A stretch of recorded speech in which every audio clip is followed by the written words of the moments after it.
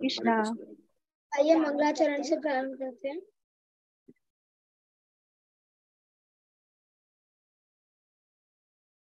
ओम अज्ञानतिमिरन्धस्य ज्ञानाञ्जनशलाकया चक्षुरुन्मीलितं येन तस्मै श्रीगुरुवे नमः। नमो विष्णुपादाय कृष्णपृष्ठाय भूतले श्रीमते भक्तिवेदान्त स्वामिनिति नामिने। नमस्ते सरस्वती देवी निर्विशेष शून्यवादी पाश्चात्यदेशतारिणे। हे कृष्ण करुणा सिंधु दीनबंधु जगत्पते गोपेश गोपिका कांत श्री राधा कांत नमोस्तुते। तप्त कांचन गौरांगी श्री राधे वृंदावनेश्वरी वृषभानुसुते देवी प्रणमामि हरिप्रिये। वाञ्छाकल्पतरुभ्यश्च कृपा सिन्धुभ्यैव च पतितानां पावनेभ्यो वैष्णवेभ्यो नमो नमः। जय श्री कृष्ण चैतन्य प्रभु नित्यानंद श्री अद्वैत गदाधर श्रीवासादि गौर भक्त वृंद। हरे कृष्णा कृष्ण कृष्ण हरे हरे हरे राम राम राम हरे हरे। ये अब हम श्लोक पढ़ते हैं अपना। आप सभी मेरे पीछे दोहरा सकते हैं। राजविद्या राजगुह्यम राजविद्या राजगुह्यम पवित्रमिदमुत्तमम् पवित्रमिदमुत्तमम् प्रत्यक्षावगमं धर्म्यं प्रत्यक्षावगमं धर्म्यं सुसुखं कर्तुमव्ययम् सुसुखं कर्तुमव्ययम्। राजविद्या राजगुह्यम् राजविद्या राजगुह्यम् पवित्रमिदमुत्तमम् पवित्रमिदमुत्तमम् प्रत्यक्षावगमं धर्म्यम् प्रत्यक्षावगमं धर्म्यम् सुसुखं कर्तुमव्ययम् सुसुखं कर्तुमव्ययम्। हरे कृष्ण।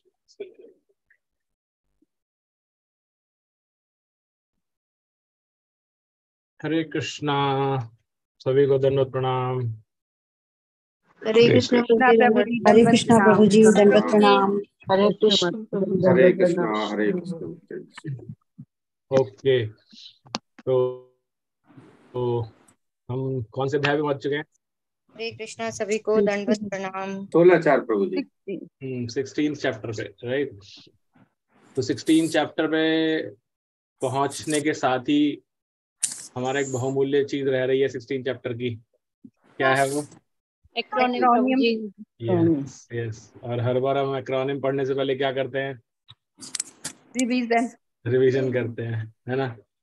तो हमेशा की तरह जो लोग जानते हैं वो अपना हैंड रेज करेंगे सिर्फ। तो जिनके हैंड रेज होंगे मैं उन्हीं में से पूछूंगा। तो हम स्टार्ट करेंगे पीछे से आगे जाएंगे। तो इससे पहले हमारा 15 चैप्टर था। 15 चैप्टर के लिए यहाँ राधिका हाथ खड़ा कर रही है। बताओ 15 चैप्टर का क्या है? 15 चैप्टर का एक्रोनिम है कितना सोच रही है, सब तो रहने दे, ठीक है। और कोई? कालीचरण प्रभु जी। प्रभु जी आवाज नहीं आ रही आपकी, म्यूट है आप। म्यूट है प्रभु जी आप अभी भी। हाँ, होम प्रभु जी। होम यानी कि घर। हाँ, तो उसके बारे में एच का मेरे पीछे चार्ट लग रहा है ना, ये हमारा गोलोक धाम, ये घर है। तो इस घर के बारे में जानकारी देता है, कैसे हम यहाँ फंसे हुए हैं इस जगह और हमें ऊपर जाना है।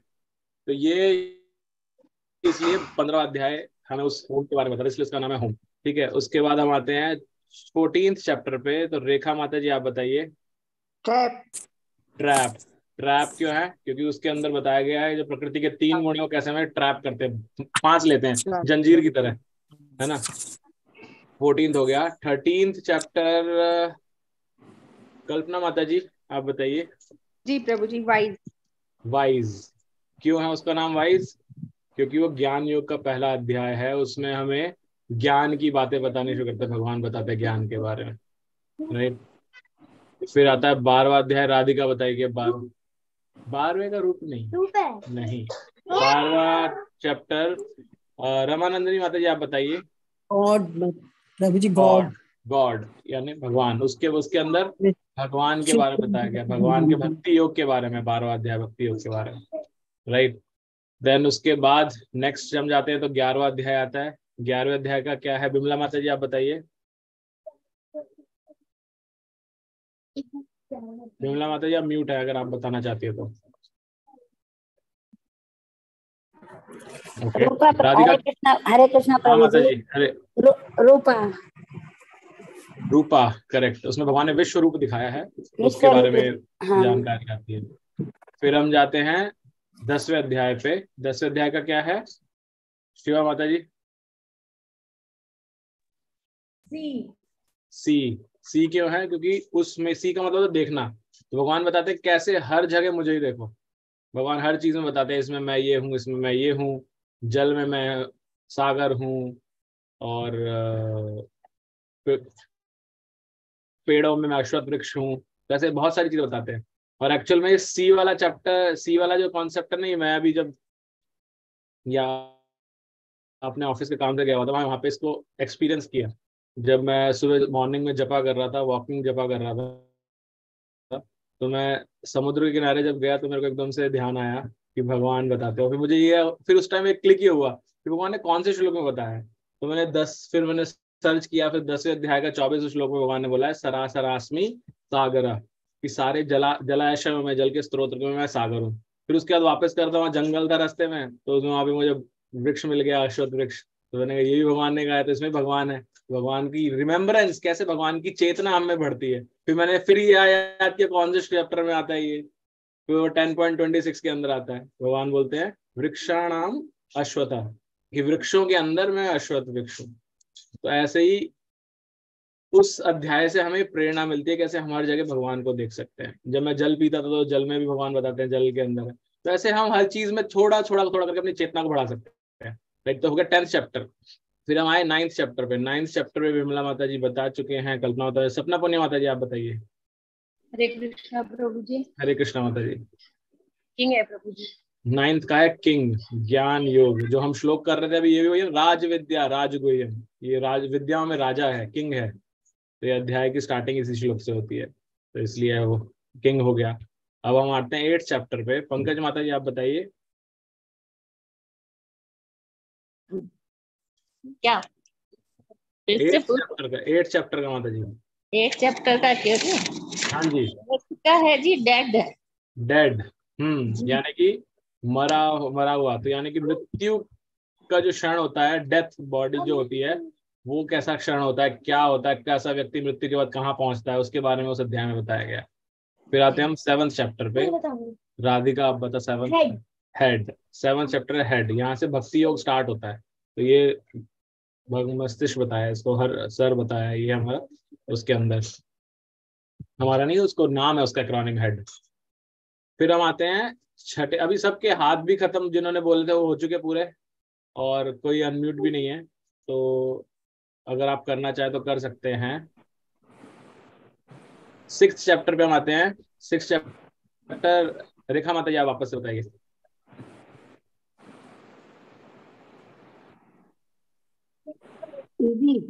इजी। इसमें भगवान अष्टांग योग के बारे में बताते हैं, जो कि है डिफिकल्ट, लेकिन अध्याय का एक्रोनिम क्या है? इजी है, राइट। नेक्स्ट निधि माथुर माता जी आप बताइए 5th चैप्टर का। हरे कृष्णा प्रभु जी। हरे कृष्ण माता जी। स्टेप। स्टेप, हाँ, कैसे एक एक स्टेप्स लेकर के हम भक्ति में आगे बढ़ सकते हैं, उसमें लैडर बताइए, ज्ञान कर्म योग, ज्ञान योग, भक्ति योग, इन सब के बारे में। फिर हम आते हैं 4th चैप्टर पे। 4th चैप्टर का मुझे किसी का नया हाथ नहीं दिख रहा, सभी वही पुराने हैं अभी तो सब। कोई नया हैंड, नया अनम्यूट, तो 8-10 लोग ही एक्टिव है, मतलब इसका मतलब क्लास में सबका एक्रोनिम ध्यान नहीं है सबको। Pushkar Prabhu ji. Yes Prabhu ji. 4 chapter. Hare Krishna. Years, yes correct, years यानी कि श्रवण। श्रवण।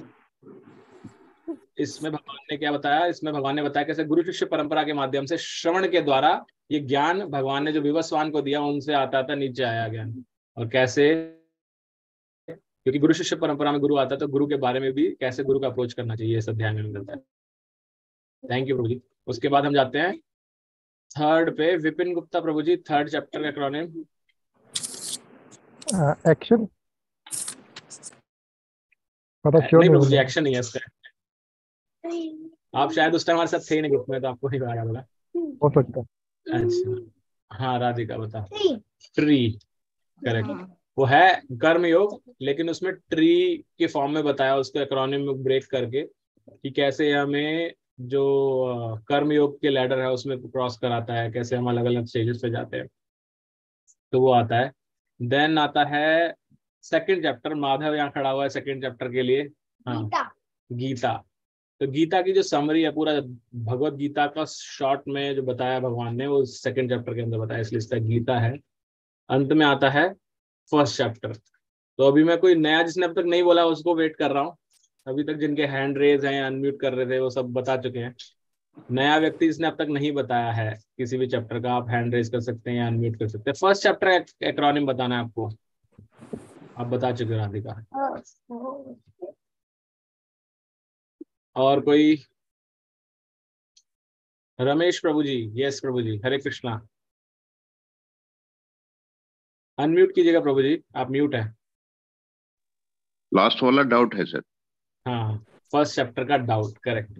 कैसे उसमें आता है अर्जुन को कैसे संशय हो जाते हैं, डाउट हो जाते हैं अलग अलग तरह के, और उसके शरीर में अलग अलग विकार उत्पन्न होते हैं, और फिर वो भगवान से इन डाउट्स को प्रकट करता है कि ऐसा करने से क्या होगा, पाप करूंगा मैं, हमारे परिवार का कुल का क्या होगा, स्त्रियां दूषित होंगी, कुल परंपरा दूषित हो जाएगी। तो अगर कहने का मेरा ये है कि इमोशनल अटैचमेंट जब खत्म हो गया है तो ऐसे रिश्ते का कोई महत्व नहीं। तो ऐसे करने से क्या होता है, वो सारे डाउट्स क्रिएट हो जाते हैं इसके अंदर। तो थैंक यू प्रभु जी। तो ये हमने 15 अध्याय जो अब तक पढ़े हैं। अब हम आते हैं 16 चैप्टर। 16 चैप्टर का एक श्लोक आप पढ़ चुके हैं ऑलरेडी, राइट? तो 16 चैप्टर जो है ये है ऑल अबाउट कि कैसे व्यक्ति के अंदर, इस चैप्टर का नाम क्या है? देवी तथा आसुरी स्वभाव। कैसे दैवी और आसुरी स्वभाव, यानी कि डिवाइन और डेमोनिक नेचर। डिवाइन यानी कि दैवी, और डेमोनिक मतलब आसुरी स्वभाव। ये जो 2 स्वभाव थे पहले, ये दोनों अलग अलग एग्जिस्ट करते थे, राइट? लेकिन अब समय के साथ धीरे धीरे आते आते इन दोनों में डिफरेंस बहुत कम हो गया है, और ये आज के समय में एक ही व्यक्ति में दोनों स्वभाव भी एग्जिस्ट कर सकते हैं। तो इन दोनों स्वभाव को यहाँ पे ऐसे बताया गया कि जो एक जानवर होता है जिसके अंदर ये दोनों स्वभाव आपको मिल जाते हैं, उससे इसको रिलेट करने की कोशिश किया गया इस अध्याय के एक्रोनिम को, और वो है डॉग।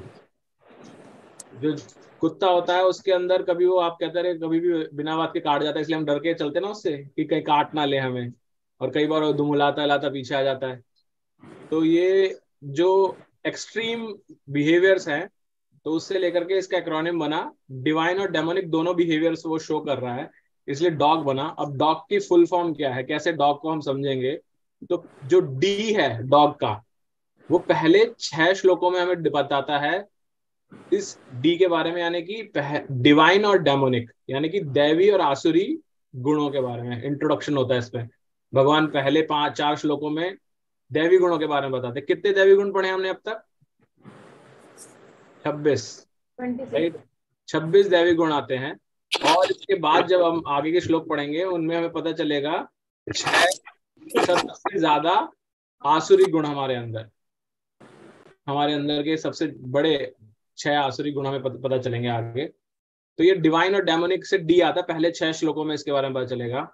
उसके बाद में जब हम आगे बढ़ेंगे तो 7 से 20 श्लोक तक, ऑलमोस्ट 13-14 श्लोक के अंदर भगवान बताएंगे जो ऐसे, तो डिवाइन को भगवान ने पहले 4 श्लोकों में ही लिमिट किया है, डिवाइन के ऊपर ज्यादा बात नहीं की भगवान ने, यानी कि दैवी गुणों के बारे में वो बता दिया पहले 4 श्लोकों में। उसके बाद पूरा अध्याय अधिकतर आसुरी प्रवृत्ति के ऊपर फोकस्ड है।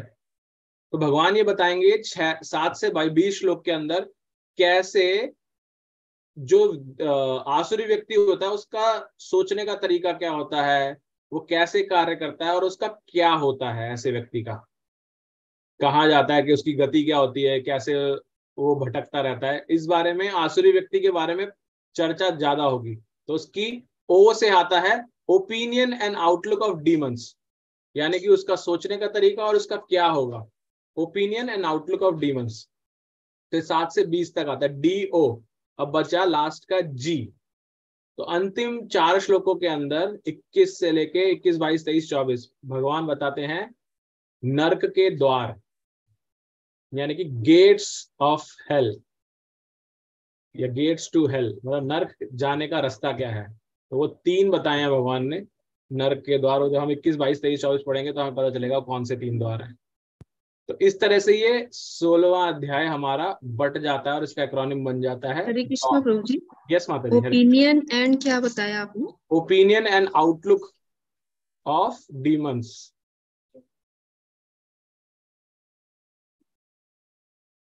पहला है डी यानी कि डिवाइन और demonic, O opinion outlook of demons, G gates to hell नर्क के द्वार। ठीक है, तो इसमें हम पहला श्लोक पहले डिवाइन क्वालिटीज कर चुके हैं। फर्स्ट सेक्शन का 1 to 6 के अंदर जो डिवाइन एंड डेमोनिक है एक्रोनिम, मतलब फर्स्ट पार्ट है उसका डिवाइन हमने कर लिया। अब डेमोनिक के ऊपर जाएंगे हम 5th श्लोक से। तो शिवा माता जी 4 श्लोक से तो शिवा माता जी लीड करेंगे। मैं स्क्रीन शेयर करूं माता जी? ओके।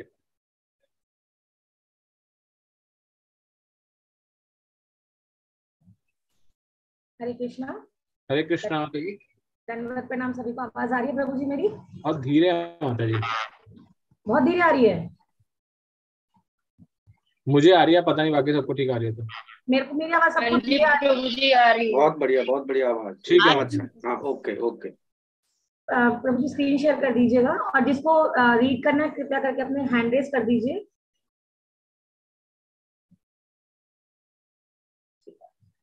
पुष्कर प्रभु जी आप रीड करेंगे? हाँ जी। हरे कृष्ण। 4था नंबर। जी प्रभु जी। दंभो दर्पोऽभिमानश्च क्रोध पारुष्यमेव च अज्ञानं चाभिजातश्च पार्थ संपदामासुरीम्। हे पार्थ प्रथापुत्र, दंभ, दर्प, अभिमान, क्रोध, कठोरता तथा ज्ञान ये आसुरी स्वभाव वालों के गुण हैं। तात्पर्य, इस श्लोक में नरक के राजमार्ग का वर्णन है। आसुरी स्वभाव वाले लोग धर्म तथा आत्मविद्या की प्रगति का आडंबर रचना चाहते हैं, भले ही वे उनके सिद्धांतों का पालन न करते हो।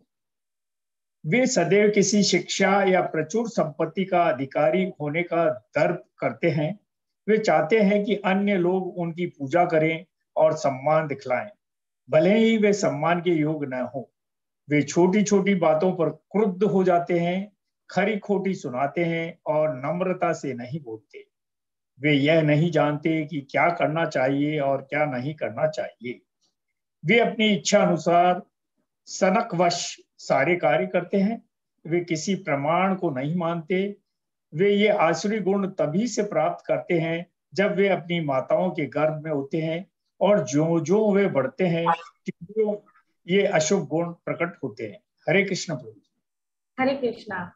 मतलब जैसे अभी हमने 26 क्वालिटीज दैविक पढ़ी थी, ये 6 क्वालिटीज है जो भगवान असुरों की बता रहे हैं। जो असुर क्वालिटीज है मतलब दैत्यों के अंदर होती है, ये 6 क्वालिटीज बहुत इंपॉर्टेंट है। ये 6 ऐसी हैं जो 26 पे भारी पड़ रही है। वो 6 कौन कौन सी है? सबसे पहले भगवान बता रहे हैं दंभ। दंभ क्या होता है? दंभ मतलब कि हम बाहर से पोर्ट्रे कर रहे हैं, लेकिन बाहर से हम दिखा रहे हैं अपने आप को कि हम बहुत भक्ति वाले लोग हैं, लेकिन अंदर से वही सारा मटेरियल एंजॉयमेंट, या अंदर से हम पूरे दूषित हुए हुए हैं, अंदर से हम पूरे सिंफुल है, लेकिन बाहर से हम दिखा रहे हैं लोगों को, अरे मंदिर में जाते हाथ जोड़ते हैं, हरे कृष्णा प्रभु जी, हरे कृष्ण माता जी, ये कर रहे हैं, लेकिन अंदर से क्या चल रहा है, अपने साथ वाले को बोलते हैं, ओह हेलो वो लड़की कौन है, या माता हो तो, अरे वो बड़ा हैंडसम लड़का है। अंदर से हम इतने सिंपल हैं, लेकिन बाहर पोर्ट्रे क्या कर रहे हैं, हम बहुत भक्ति कर रहे हैं। मतलब मंदिर के अंदर भी ऐसा देखा है हम लोगों ने, कल्चर काफी जगह होता है, जो एक दो वीडियोस भी हमने शेयर यूट्यूब पे देखी थी, फेसबुक पे काफी रोटेट हुई थी, सर्कुलेट की गई थी, कि मंदिर में जाके भी लोगों का आचरण कैसा है, दिखा रहे तिलक लगा रखा है, वृंदावन में राधे राधे लगा रखा है, लेकिन अंदर जाके भी मतलब वीडियोस बन रही हैं तो भगवान की जगह लड़का लड़की की वीडियोस आ रही हैं, मतलब वहां पे भी लस्टी डिजायर्स सामने दिखाई दे रही हैं, तो मतलब मंदिरों को भी नहीं छोड़ा, तो ये दंभ बोला गया है, ये दंभ है। उसके बाद बताया सेकंड क्वालिटी क्या है, दर्प। दर्प क्या होता है कि आपको आपकी नॉलेज और आपकी वेल्थ का इतना प्राइड आ जाता है आपके अंदर में कि आप जो आपका व्यवहार है वो बहुत रूखा सूखा हो जाता है, आपके अंदर इतना प्राइड घुस जाता है। जो ये दंभ है, ये दर्प जो दंभ की नेक्स्ट स्टेज आती है, मतलब दर्प फर्स्ट स्टेज है, उसके बाद जब दंभ मतलब और आगे बढ़ता है तो वो दर्प की स्टेज आती है, एरोगेंस। एरोगेंस आती है आपके अंदर, ओ देखा मैं कितना मतलब कितना इंटेलिजेंट हूँ, अपनी इंटेलिजेंस का इतना प्राइड, अपनी वेल्थ का इतना प्राइड आ जाता है आपके अंदर कि वो जैसे कोई बोलने लगता है ना, उसको भी बीच में कट कर देते हैं, अरे नहीं नहीं तुम्हें क्या पता, मैं ऐसे बता रहा हूँ, पता नहीं है तुम्हें मैं कितना पीएचडी किया हुआ हूँ। वो अपने शो ऑफ करना, प्राइड मतलब उसके अंदर रखना। उसके बाद जब ये भी पूरा हो, मतलब इसकी नेक्स्ट स्टेज क्या आती है, ये नेक्स्ट स्टेज आती है उसके बाद में, जो इसमें थर्ड बताया गया है अभिमान। इंसान को एक्सेस ऑफ प्राइड आ जाता है, जब वो कन्वर्ट हो जाता है अभिमान के अंदर। अभिमान आते ही वो छोटी छोटी चीजों के अंदर भी प्राइड, मतलब अपने आप को बहुत प्राइड का ही स्टेज है, थर्ड स्टेज है जिसमें एक्सेस ऑफ प्राइड है, सबसे मतलब हाई लेवल का आता है प्राइड। उससे क्या हो रहा है इंसान के अंदर कि इतना आगे वो छोटी छोटी चीजों में भी अपने आप को सोचता है कि मैंने किया, मेरी वजह से हो रहा है ये सब। जैसे कि एक एग्जांपल मैंने एक लेक्चर में सुना था, एक भिखारी होता है, वो भिखारी मतलब एक प्लेटफॉर्म का वो पूरा भिखारी होता है, उसके पास एक पूरा प्लेटफॉर्म होता है, तो अपनी बेटी की शादी करता है एक दूसरे भिखारी के साथ में। तो दूसरा भिखारी को वो बोलता है कि तुमने बेटी की शादी कर दी, बट दहेज में क्या दे रहे हो मुझको। कहता है अच्छा ठीक है, ये प्लेटफॉर्म नंबर 1 तेरा था, 2 मेरा था, ले आज से दहेज में तुझे 2 नंबर भी दे दिया। मतलब है छोटा सा प्लेटफॉर्म, भिखारी है वो, लेकिन मतलब इतना अभिमान उसको कि मैंने जाते को दहेज में प्लेटफॉर्म भी दे दिया। मतलब ऐसे कह रहा है जैसे तो पता नहीं प्राइम मिनिस्टर या मोदी बैठे हुए वहां पे, या अंबानी बैठे हुए, जाओ जी आज से मेरा बंगला तुम्हारे नाम पे। मतलब प्लेटफॉर्म छोटी चीज, उसका अभिमान इतना बड़ा, उसको बोलते हैं अभिमान। ये थर्ड स्टेज है। उसके बाद जब दंभ ने लीड किया दर्प को, दर्प ने लीड किया आपके अभिमान को। अब अभिमान किस चीज को लीड कर रहा है कि हमें क्रोध आता है, गुस्सा आता है। ये अभिमानी जो लोग होते हैं ना, आप देखोगे जिनको प्राइड है बड़े गुस्से वाले होते हैं, इनका गुस्सा हमेशा कहते हैं नाक पे बैठा रहता है। तो जब इनके क्या डिजायर्स को ये सेटिस्फाई नहीं कर पाते, अपनी डिजायर्स को जब ये डिससेटिस्फाई रह जाती है, इससे इनके अंदर एंगर आता है। एंगर को ये, जैसे कि इसके अंदर एक स्टोरी भी आती है राजा दक्ष की, कि मतलब उनको अभिमान था अपनी पोजीशन का। तो जब शिव जी मतलब भगवान के ध्यान में लगे होते हैं, लेकिन दक्ष आता है सामने, तो शिव जी अपने ध्यान में लगे होते हैं, लेकिन वो इतना अभिमान में होता है, उसके अंदर एक्सेस ऑफ प्राइड इतना होता है कि वो सोचते हैं कि अरे मैं आया, मैं इसका ससुर भी हूँ, फिर भी ये खड़ा नहीं हुआ। तो वहां पे दिखता है कि वो कितने क्रोध में आके भगवान शिव को श्राप देते हैं। उसके बाद बताते हैं कि जब ये मतलब क्रोध होता है, तो क्रोध के साथ नेक्स्ट स्टेज कौन सी आती है, क्रोध आया फोर्थ पे। फिफ्थ क्या बताया है, जो असुरी क्वालिटी है जो क्रोध के बाद आती है, इंसान अपने शब्दों को खो बैठता है, कठोरता आ जाती है, हार्श वर्ड यूज करता है वो। सेम मतलब जैसे कि हमने देखा है कि जो दक्ष के उसमें आता है, वो बहुत कठोर कठोर वचन बोलता है शिव जी को, भूल जाता है कि मेरे दामाद हैं, ये दिमाग से उतर जाता है, तो वो शिव जी को ही कठोर शब्द बोलने लग जाते हैं। तो मतलब जो असुरी प्रवृत्ति है, वो फिफ्थ क्वालिटी आती है कि हम बहुत हार्श हो जाते हैं, हम बहुत रूखे सूखे व्यवहार करने लग जाते हैं लोगों के साथ में, अपने शब्दों पे हमारा नियंत्रण नहीं होता है। और ये ज्यादातर क्या होता है, क्रुएलिटी कैसे आती है इंसान के अंदर, जब वो मीट ईटर्स होते हैं, जो मीट ईटिंग कर रहे हैं, उनके अंदर मतलब रेड फ्लश खा रहे हैं, उनके अंदर देखा जाता है ज्यादातर कि ये असुरी प्रवृत्ति उनके अंदर ज्यादा पाई जाती है। और उसके बाद जब ये फिफ्थ क्वालिटी, उसके बाद किस चीज को लीड करती है आगे जाके, अज्ञान, मतलब लैक ऑफ डिस्क्रिमिनेशन, मतलब इंसान इग्नोरेंस में चला जाता है। उसके बाद क्या होता है, उसको अपनी एजुकेशन, अपनी हर चीज का इतना प्राइड, इतना एंगर में होता है, तो वो हर चीज को मतलब दिमाग से अपना खो बैठता है, अपना ज्ञान को ही अज्ञान में बदल देता है वो। तो ये 6 मेन क्वालिटीज है जो असुर की हैं। पहली हमारी दंभ, दंभ के बाद आती है दर्प, दर्प के बाद आता है अभिमान, अभिमान के अंदर आगे जाके क्रोध में उत्पन्न होता है, उसके बाद इंसान कठोरता आती है उसके अंदर, उसके बाद उसका अज्ञान। ये 6 क्वालिटीज हैं जो भगवान ने यहाँ पे मेन हाईलाइट की है। और किसी को प्रभु जी कुछ ऐड करना है तो कुछ कर सकता है इसके अंदर। हरे कृष्णा माता जी। माता जी 6 क्वालिटी आप बता रहे हैं, जैसे आपने ऑर्डर में बताया, इज इट सो कि ऑर्डर में ही रहेंगे हमेशा, कैसे है इनका? प्रभु जी एक्चुअली मैंने गौरांग दर्शन प्रभु जी का लेक्चर सुना था, उन्होंने इसका सीक्वेंस बताया था कि मतलब दंभ होता है, दंभ के बाद दंभ लीड करता है दर्प को, दर्प लीड करता है अभिमान, अभिमान मतलब एक्सेस ऑफ प्राइड, मतलब वो सबसे ज्यादा प्राइड आ गया है, फिर वो लीड करता है आपके क्रोध को, मतलब आपकी जब डिजायर सेटिस्फाई नहीं होगी, डिससेटिस्फाई रह गई, वो क्रोध लाती है, और क्रोध में इंसान फिर कठोरता, कठोर शब्द का प्रयोग करता है और अज्ञान आता है। ये गौरांग दर्शन प्रभु जी का जो सीरीज है उसमें था ये प्रभु जी। नहीं, वो एक सीक्वेंस प्रभु जी का ठीक था, बट मैं जैसे समझने की कोशिश कर रहा हूँ, जो 6 डिसक्वालिटीज बताई हैं, डेमोनिक क्वालिटी, अगर किसी व्यक्ति में 6 नहीं है, एक ही है, तो भी वो डेमोनिक तो है ना? डेमोनिक तो है प्रभु जी। तो बस यही समझने की कोशिश कर रहा था, और जरूरी नहीं है कि हमें सोचे कि हमें ये नहीं है तो इसलिए बाकी नहीं आएगा, भी हो सकता है। एक भी अगर एक रंच मात्र भी है आपके अंदर तो वो डेमोनिक है। मतलब हम अभी आगे आएगा कि दो क्वालिटीज होती हैं, वो नेक्स्ट आएगा श्लोकास में भी। तो इवन इस श्लोक में भी जो हमने पढ़े ये 6 क्वालिटीज, माता जी ने बहुत अच्छे एग्जांपल्स दिए समझाने के लिए, बट इनको साथ में अगर हम साधारण तौर पे देखें तो ये सब हमारे अंदर एग्जिस्ट करती हैं कहीं ना कहीं किसी रूप में, है ना? दंभ के बारे में अगर बात करें, सबसे पहले दंभ आता है। दंभ का हमने कहाँ पे सबसे पहली बार सुना दंभ के बारे में, कोई बता सकता है? स्पेशली मैंने भक्ति में आने के बाद ही सुना दंभ के बारे में। हरे कृष्णा विपिन प्रभु। हरे कृष्ण प्रभु, तो एक गीता में श्लोक है कि जो इंसान ऊपर से इंद्रियों को कंट्रोल करता है पर अंदर से विषयों का विचार करता है तो वो दंभी है। वो वहां पर हिपोक्रेसी का डेफिनेशन आता है, और वो हम अक्सर करते हैं, मतलब ऊपर से कुछ और दिखाता है, अंदर से कुछ और होता है। करेक्ट, थैंक यू प्रभु जी। तो दंभ का एक्चुअल मीनिंग इंग्लिश में होता है हिपोक्रेसी। हिपोक्रेसी मतलब दोगलापन, राइट? और दोगलापन हम सब में कहीं ना कहीं, दोगलापन मतलब कहीं कुछ, एक स्टैंड नहीं है, बदल जाते हैं। घर में कुछ होते हैं, बाहर जा कुछ और हो जाते हैं, राइट? तो कलयुग को बोला गया है age of quarrel and hypocrisy. ये बताते हैं हमारे शास्त्र कि कलयुग के अंदर ये 2 चीजें होंगी, लक्षण है कलयुग के। हिपोक्रेसी आएगी लोगों में, दंभ आएगा यानी डुप्लिसिटी आएगी, जैसे हमने बात की, और दूसरा क्या होगा, झगड़ा होगा। और झगड़ा क्यों होगा वो हम अभी पढ़ेंगे बाकी के जो इसके अंदर, राइट?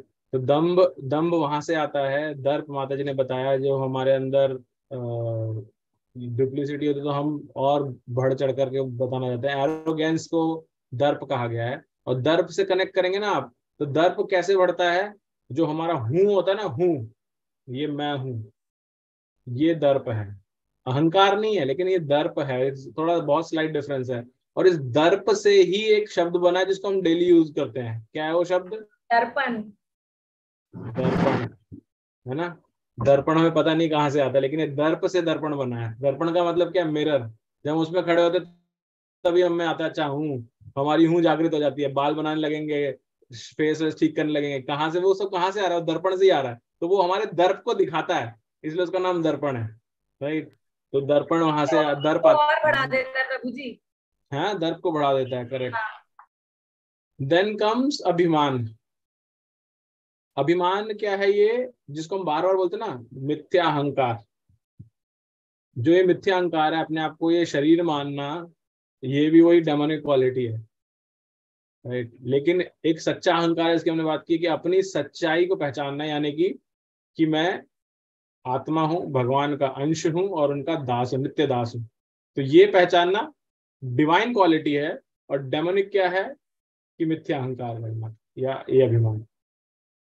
फिर जैसा प्रभु जी ने बताया, विपिन प्रभु जी ने अभी, हमने दूसरे अध्याय के अंदर ये पूरी श्रृंखला पढ़ी थी, कैसे हम किसी के बारे में चिंतन करते हैं, फिर वो नहीं मिलती चीज तो हमें क्रोध आता है, डिजायर पूरी नहीं होती। तो ये डिजायर कहाँ से, डिजायर का ओरिजिन कहाँ होता है, हमने पहले भी चर्चा की थी। डिजायर का ओरिजिन होता है हमारे अस्तित्व से, कि हमारी आइडेंटिफिकेशन क्या है, हमारा, हम किससे अपनी पहचान करते हैं, राइट। अगर कोई ये बोलेगा कि मैं स्कूल का टीचर हूं, तो उसकी डिजायर क्या होंगी कि मेरे बच्चे स्कूल के ऐसे हों, स्कूल में बोर्ड हो। अगर उसकी डेफिनेशन ये है अपनी आइडेंटिफिकेशन की, और कोई सोचे कि मैं गुंडा हूं, तो वो कौन सा छुरा लेना है, कौन सी बंदूक लेनी है, उसकी डिजायर ये शुरू हो जाएंगी, कौन से एरिया पे कब्जा करना है। कोई बोले मैं भिखारी हूं, जैसे माता जी ने एग्जाम्पल दिया, वो कहेगा कौन से एरिया में भीख मांगनी है, कहाँ से किसके साथ करना है। तो डिजायर्स कहाँ से आती है, डिजायर आती है आइडेंटिफिकेशन से। आइडेंटिफिकेशन कहाँ से आ रहा है, ये जो हमने अभी बात की अभिमान से। अभिमान मतलब क्या है, आपका मिथ्या अहंकार। आप क्या समझते हो अपने आप को। अगर हम अब ये समझते हैं हम शरीर हैं, तो हमारी डिजायर क्या आएंगी, मैं शरीर को कैसे भोग करूं, मैं कैसे ज्यादा ज्यादा, मुझे इसको आराम कैसे दूं, कैसे कंफर्ट में लेके जाऊं, कैसे मैं स्वामी बनूं, ये सब शुरू हो जाएंगी।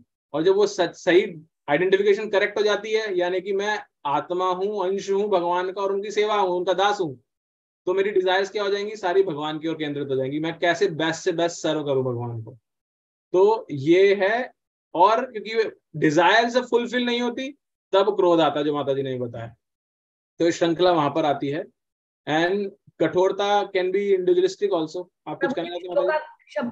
श्लोका भी है ना 3.37 का, कामेशा क्रोधेशा, काम की पूर्ति नहीं हो रही है तो वो क्रोध को डेवलप करता है। थर्ड के एंड में भी आता है, सेकंड के अंदर भी आते हैं, दोनों है 2.54 या 55 राइट।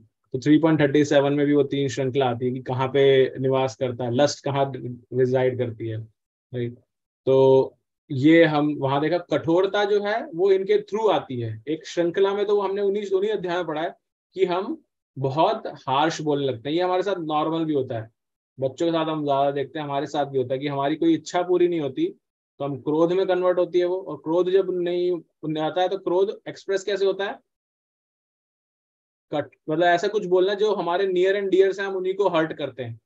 तो ये जो स्टेज है, क्या है, कठोरता। कठोर मतलब हमारा हृदय उस टाइम वो समझ नहीं पाता, उस चीजों को समझ नहीं पाता, हमारा ज्ञान ढक जाता है, सम्मोह हो जाता है। ये श्रृंखला थी उसकी पूरी यहाँ पे, लेकिन शॉर्ट में उसको बताया कि गुण क्या है। लेकिन ये कठोरता इन जनरल भी हो सकती है कि आप ये श्रृंखला में नहीं, ऐसा डिजायर नहीं है, लेकिन आपका बिहेवियर में आ गया, नेचर के अंदर आ गई कठोरता, कि आप सबको बहुत ही हार्शली बोल रहे हैं।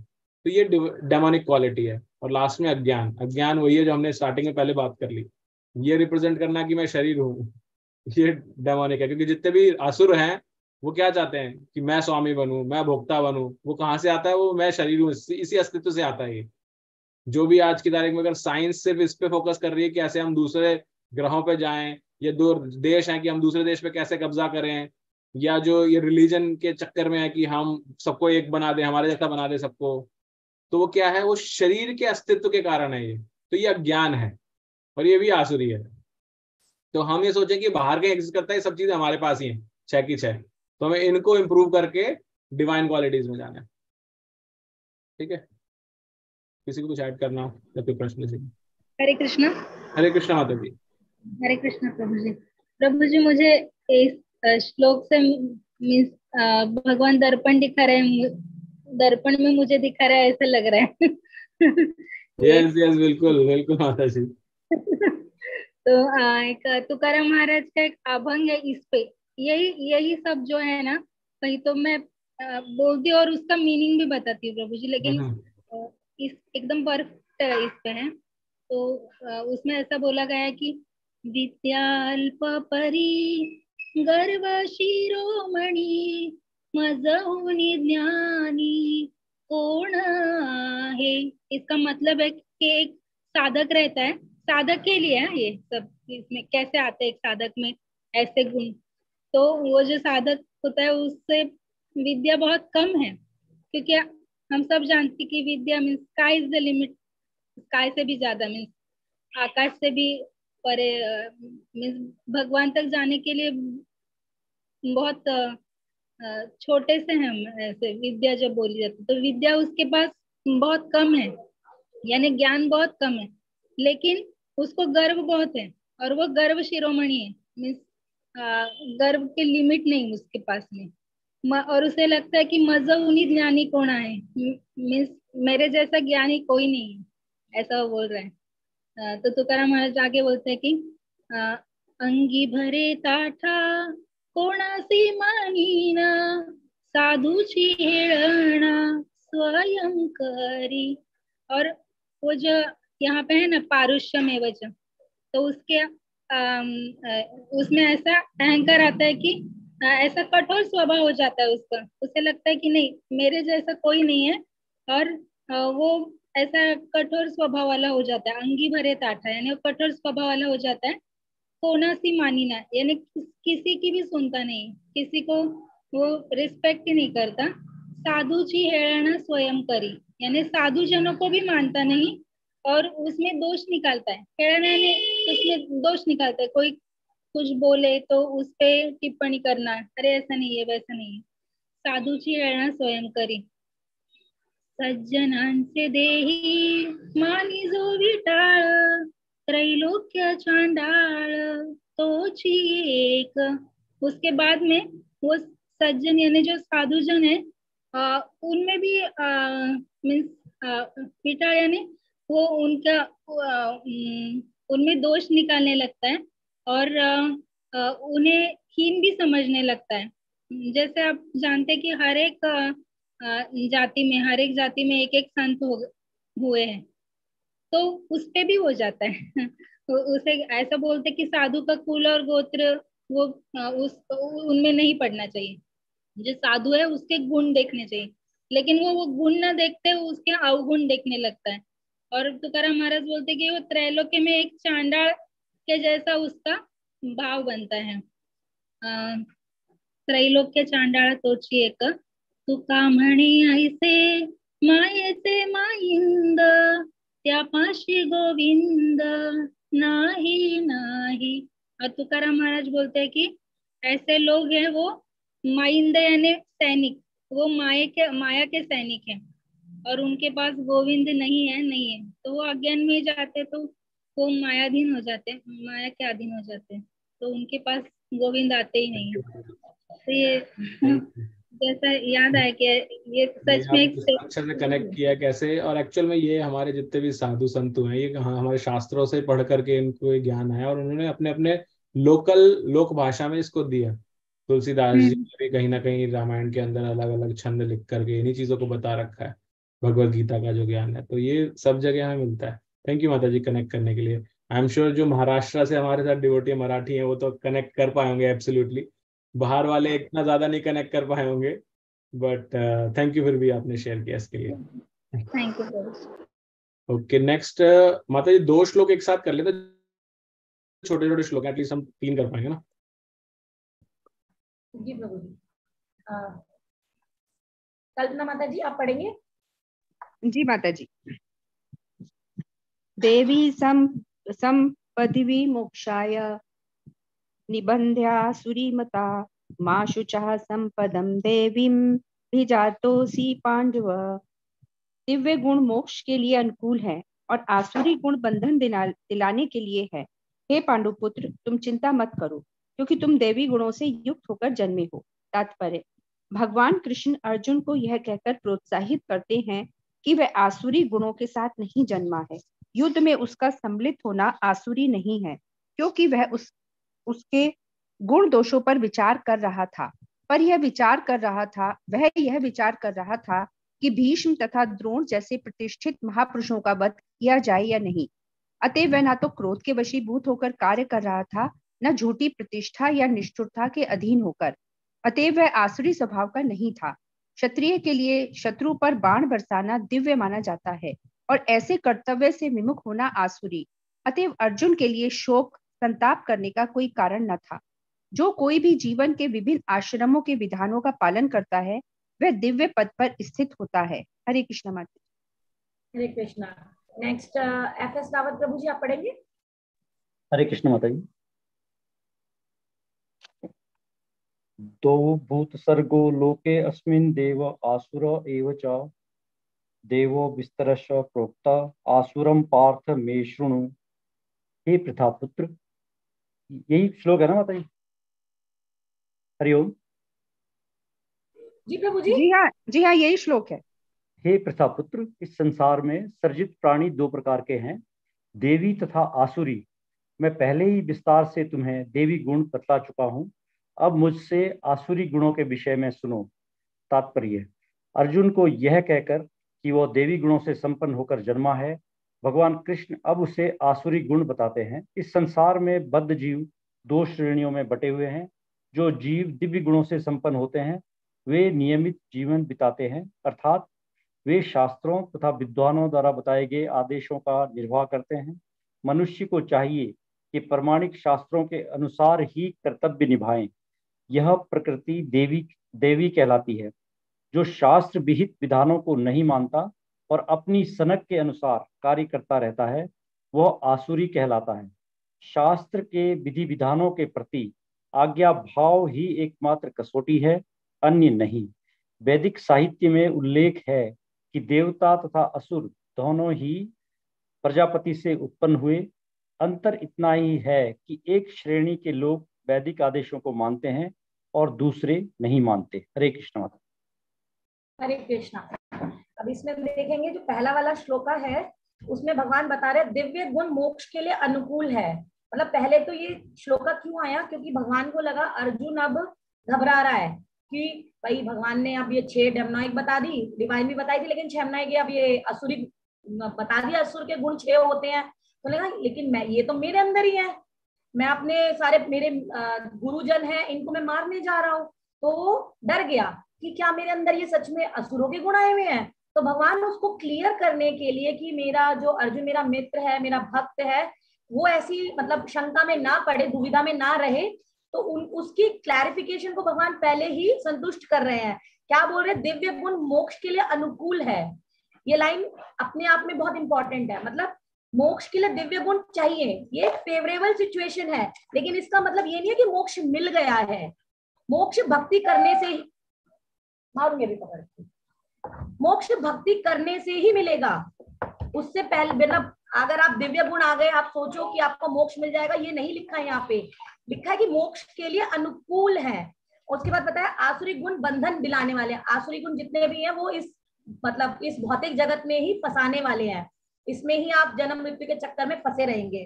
हे पांडु पुत्र, तुम चिंता मत करो, क्योंकि तुम दैवी गुणों से युक्त होकर जन्मे नहीं हो। इससे पहले वाले श्लोका में जैसे हमने लास्ट लाइन में पढ़ा था कि वे असुरी गुण तभी से प्राप्त करते हैं जब वे अपनी माताओं के गर्भ में आते हैं। मतलब ये जो गुण है ना, इंसान के जन्म से पहले ही माता के गर्भ में ही जब बच्चा होता है तभी ये डेवलप हो जाते हैं। तो भगवान ने यहाँ पे अर्जुन को बताया कि तुम्हारे अंदर नहीं है तो तुम मत घबराओ, तुम्हारे अंदर दैवी गुण ही है, तुम्हें डरने की जरूरत नहीं है। जो तुम डर रहे हो क्योंकि तुम मतलब जो असुर होते हैं वो बिना सोचे समझे चीज को कर देते हैं, अपने ज्ञान का भी मिसयूज करते हैं। जो ज्ञान है वो प्राइड में इतना, अभिमान में इतना ढक जाता है कि वो अपने लास्ट में आता है ना, अज्ञान आ गया, लास्ट स्टेज अज्ञान की आ गई, वो अज्ञान में आ गए, उनको मतलब वो मिथ्या अहंकार आ गया। तो इसमें भगवान बता रहे हैं कि अर्जुन तो भगवान कृष्ण से पूछ के कर रहा है, अपना दिमाग लगा ही नहीं रहा है। वो उसने अर्जुन ने सरेंडर कर दिया कृष्णा को जब उसने बोला कार्पण्य दोषो कहता स्वभाव 2.7 में। तो अर्जुन तो अपने मतलब भगवान के आगे सरेंडर कर चुका।